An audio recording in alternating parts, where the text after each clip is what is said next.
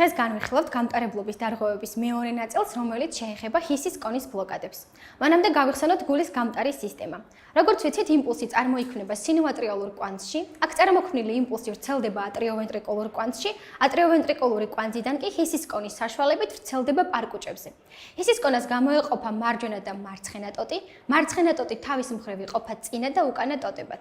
სწორედ ამ ტოტებში წარმოქმნილი შეფერხებები იწვევს ჰისის კონის ბლოკადების განვითარებას. პირველი დავიწყოთ მარცხენა წინა ფასციკულური ბლოკადის განხილვით. თავდაპირველად EKG-ზე ვაკვირდებით QRS-ის ხანგრძლივობას. როგორც ხედავთ, მოტანილ EKG-ებზე QRS-ი არ არის გახანგრძლივებული. ამ შემთხვევაში კი უკვე ვიწყებთ უნიპოლარული და ბიპოლარული განხრების შეფასებას. კონკრეტულად კი ვაფასებთ QRS კომპლექსს და ასევე ვსაზღვრავთ ელექტრულ ღერძს. მარცხენა წინა ფასციკულური ბლოკის შემთხვევაში ელექტრული ღერძი გადახრილია მარცხნივ, სულ მცირე 45 გრადუსზე. ხოლო რაც შეეხება ბიპოლარულ და უნიპოლარულ განხრებს, აქ აღინიშნება შემდეგი ცვლილებები. როგორც ხედავთ, პირველ სტანდარტულ განხრაში გვაქვს QR კონფიგურაციის QRS კომპლექსი, ხოლო მესამე სტანდარტულ განხრაში აღინიშნება RS კონფიგურაციის QRS კომპლექსი. RS კონფიგურაცია შესაძლებელია შეგვხვდეს ასევე მეორე სტანდარტულ განხრაში და AVF განხრაში. შემდეგი განვიხილოთ მარცხენა უკანა ფასციკულური ბლოკი. ისევ ვაკვირდებით QRS-ის ხანგრძლივობას და ვხედავთ, რომ QRS-ი აქაც არ არის გახანგრძლივებული. შესაბამისად, ისევ ვაფასებთ უნიპოლარულ და ბიპოლარულ განხრებს და ვსაზღვრავთ ელექტრულ ღერძს. ამ შემთხვევაში ელექტრული ღერძი გადახრილია მარჯვნივ, ანუ მოთავსებულია 90-სა და 180 გრადუს შორის. რაც შეეხება სტანდარტულ განხრებს, პირველ სტანდარტულ განხრაში აღინიშნება RS კონფიგურაციის QRS კომპლექსი, ხოლო მესამე სტანდარტულ განხრაში აღინიშნება QR კონფიგურაციის QRS კომპლექსი. შემდეგი განვიხილოთ ჰისის კონის მარცხენა ფეხის სრული ბლოკი. ისევ ვაკვირდებით აქაც QRS კომპლექსის ხანგრძლივობას და როგორც ხედავთ, QRS კომპლექსი აქ უკვე გახანგრძლივებულია, ანუ მეტია 120 მილიწამზე. შესაბამისად, როდესაც EKG-ზე ვხედავთ გახანგრძლივებულ QRS კომპლექსს, უკვე ვიწყებთ ვილსონების შეფასებას და არა ბიპოლარული და უნიპოლარული განხრების შეფასებას. განსაკუთრებით კი ვაკვირდებით V1, V2 და V3 განხრას.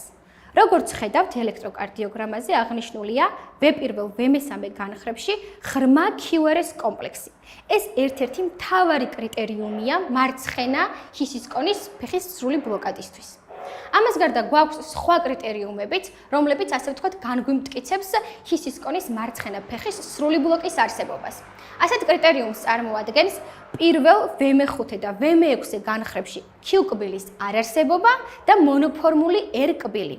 გარდა ამისა, აღინიშნება ასევე ST სეგმენტის T კბილის და QRS-ის დისკორდანტულობა.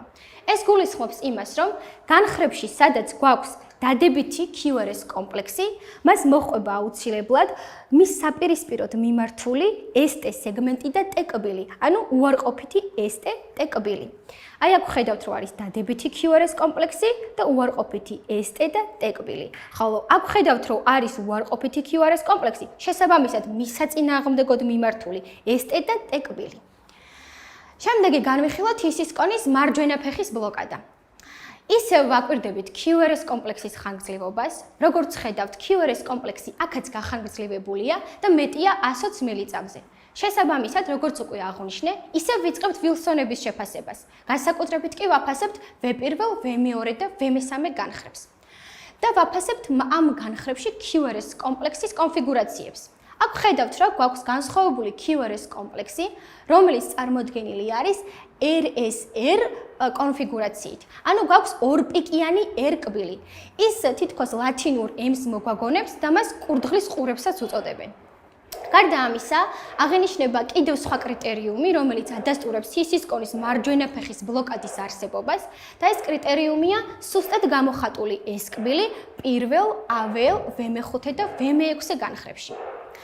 ამას გარდა გვაქვს ასევე ბიფასციკულური ბლოკადები და ტრიფასციკულური ბლოკადები. ეს გულისხმობს იმას, რომ ელექტროკარდიოგრამას როცა ვაფასებთ, ხედავთ რამდენიმე ბლოკადის ერთობლიობას. აქ აღინიშნება ბიფასციკულური ბლოკის დროს მარჯვენა ფეხის ბლოკადა და ასევე მარცხენა წინა უკანა ტოტის ფასციკულური ბლოკადა. ანუ ელექტროკარდიოგრამაზე გვექნება მარჯვენა ფეხის ბლოკადისთვის დამახასიათებელი კრიტერიუმი, როგორიც არის კურდღლის ყურები და ასევე მარცხენა წინა ან უკანა ტოტის ბლოკადისთვის დამახასიათებელი კრიტერიუმები, რომლებიც უკვე ჩამოვთვალეთ. რაც შეეხება ტრიფასციკულურ ბლოკადას, ეს უკვე გულისხმობს, რომ ელექტროკარდიოგრამაზე ერთობლივად აღინიშნება როგორც ბიფასციკულური ბლოკადა, ასევე ამას დამატებული პირველი ხარისხის ატრიოვენტრიკულური ბლოკი. სულ ეს იყო ვიდეო გამტარებლობის დარღვევებზე, შევხვდებით შემდეგ ვიდეოში.